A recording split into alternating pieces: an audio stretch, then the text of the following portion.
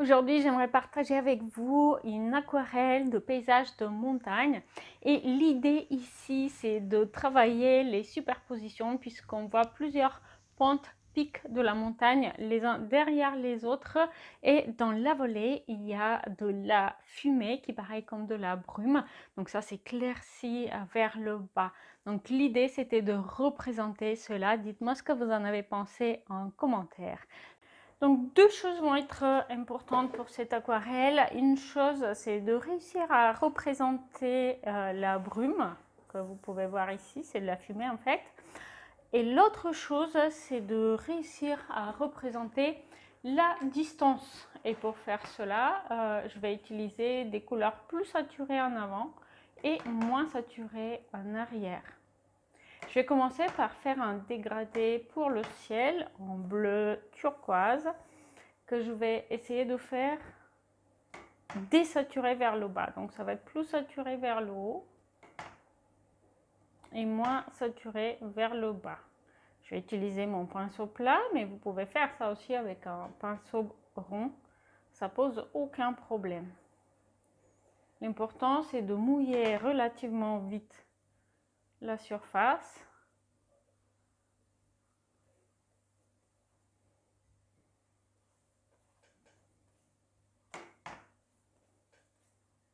Ok. Et une fois que j'ai réalisé ça, je vais pouvoir éventuellement, si j'ai envie, apporter un petit peu plus de pigment vers le haut.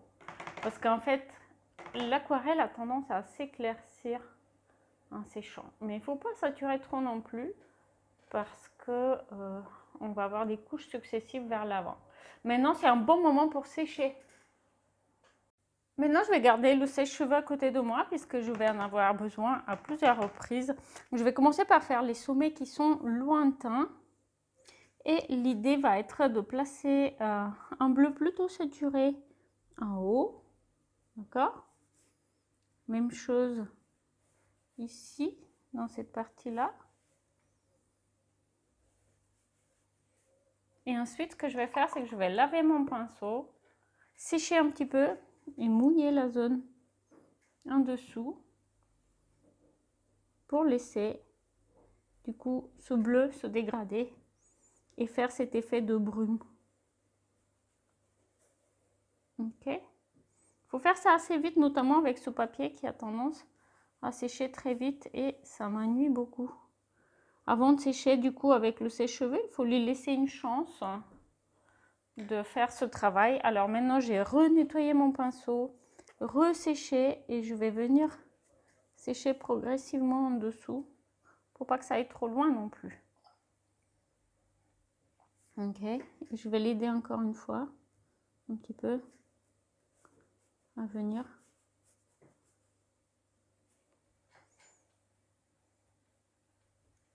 Vers le bas tout en séchant les excès pour avoir l'effet de brume. Ok, donc là je vais rapidement sécher un petit peu avant de passer à la couche suivante.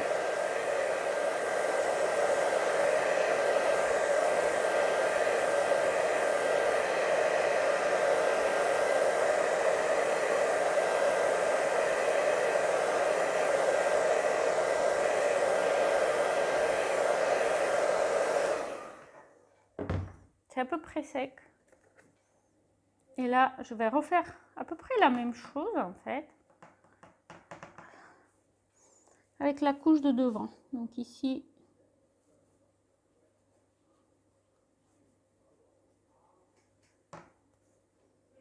on va faire ça.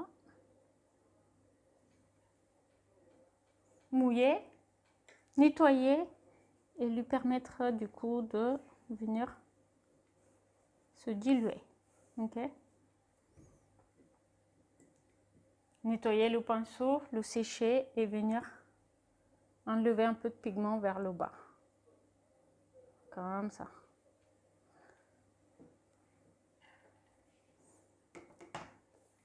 Je peux aussi venir accentuer un peu dans le haut, puisque dans le haut, on veut bien avoir du pigment, c'est vers le bas qu'il faut que ça reste blanc.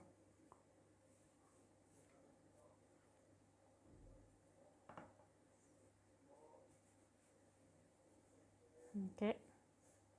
Et donc là, on va laisser l'aquarelle faire son travail toute seule. Et on va recommencer la même chose de l'autre côté.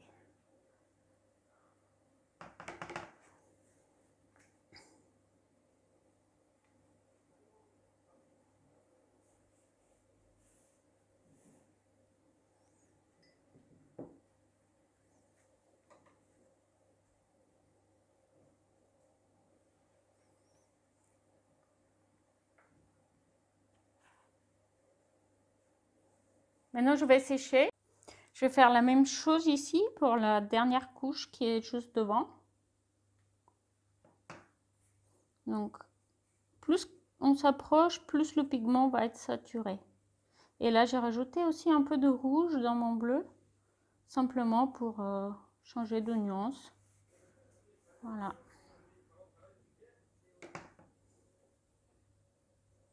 Le fait de laisser bien sécher la peinture entre deux passages fait que du coup, on peut avoir cette transparence aussi entre deux couches. Et ça, c'est très apprécié. Voilà, une fois de plus, je rince mon pinceau, je le sèche. Et je vais permettre ici à la peinture de venir se diluer.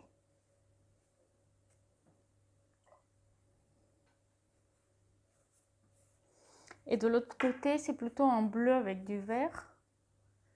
Donc, je vais faire un mélange assez fort.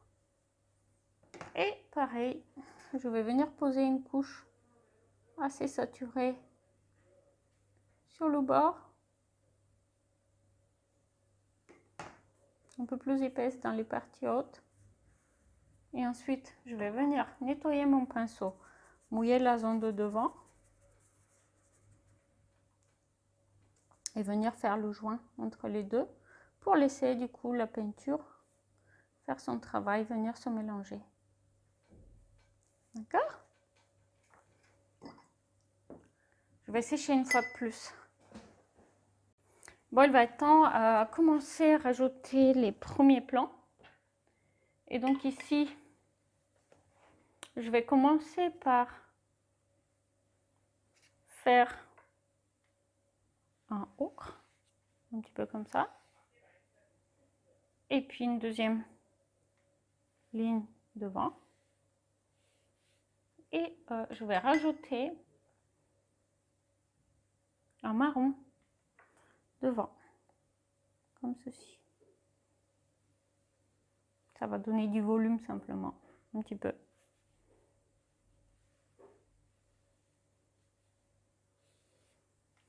D'accord? Et maintenant, je vais faire la même chose pour les arbres. Je vais d'abord passer un marron plutôt clair. On voit une transparence derrière, c'est normal et c'est pas très grave. Ensuite, on va rajouter le feuillage et tout ça et donc ça se verra pas trop. Je vais dessiner quelques branches. Ce sont des pins qui ont les branches qui pointent vers le bas, curieusement. Donc, bah voilà, je l'ai fait tel quel. Hein. Et aussi pour cette deuxième arbre ici. Et je vais rajouter maintenant une couleur marron plus saturée d'un côté pour suggérer le volume. Tout en laissant la peinture du coup faire son travail une fois de plus pour se mélanger. Même chose pour le bas des branches.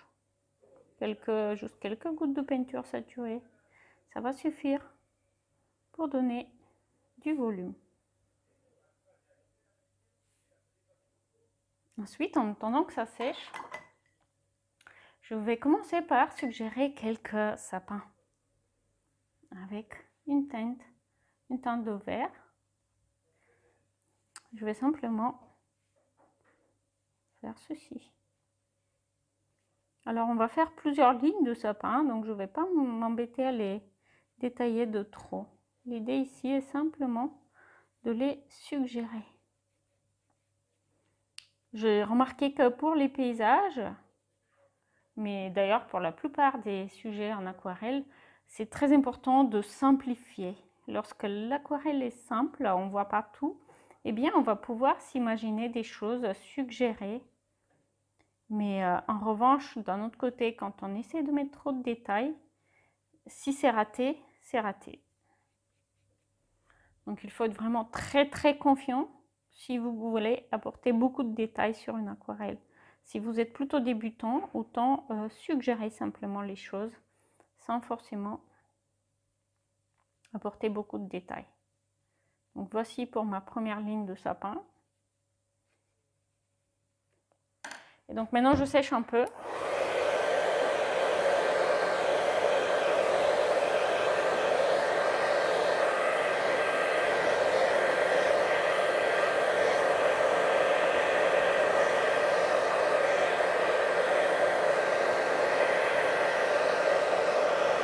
Lorsque la peinture est bien sèche, eh bien, je vais m'amuser à faire avec une autre nuance de vert, une autre ligne de sapin.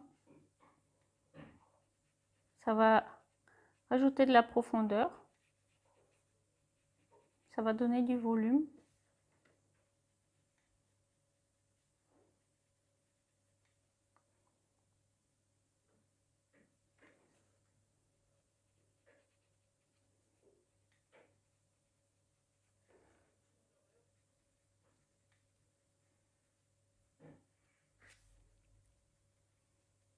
Et je vais une fois de plus sécher. J'ai maintenant préparé un gris assez foncé avec lequel je vais apporter quelques ombres au sol. Aussi justement au niveau des sapins, ça va m'apporter du volume.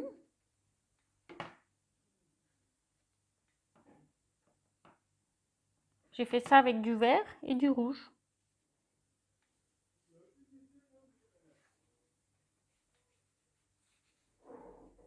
Donc, je ne vais pas trop me soucier des détails, hein, c'est vraiment histoire de plus suggérer que vraiment peindre ici.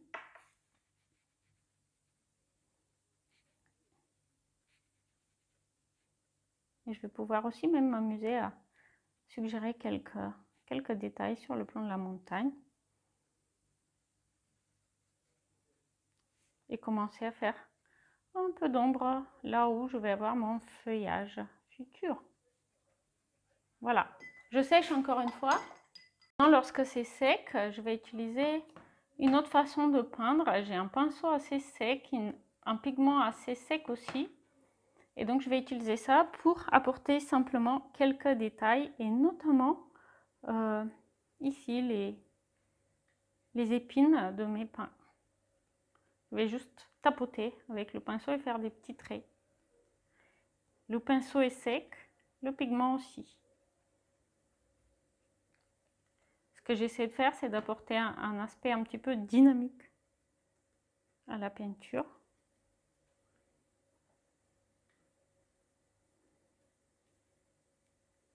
Voilà. Et on va pouvoir aussi en apporter un petit peu vers le bas.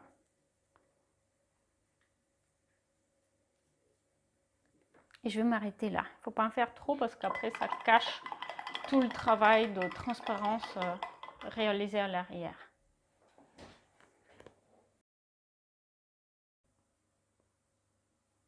Voilà le résultat final. J'espère que vous avez apprécié. N'hésitez pas à essayer cette technique. Ça permet du coup de créer des transparences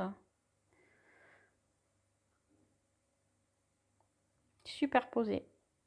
Si vous avez aimé cette vidéo, vous allez adorer le challenge gratuit 21 jours pour libérer sa créativité.